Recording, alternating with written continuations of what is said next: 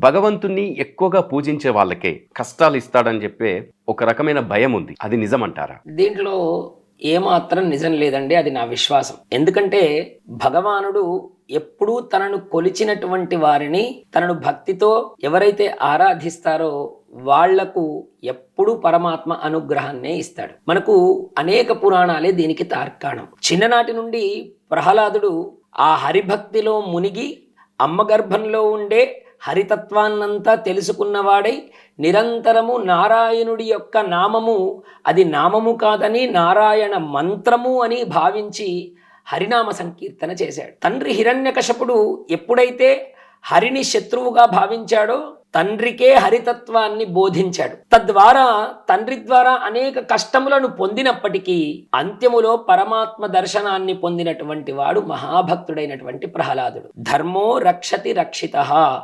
ధర్మ మార్గము ఎప్పుడైనా, భక్తి మార్గము ఎప్పుడైనా కఠినంగానే ఉంటుంది.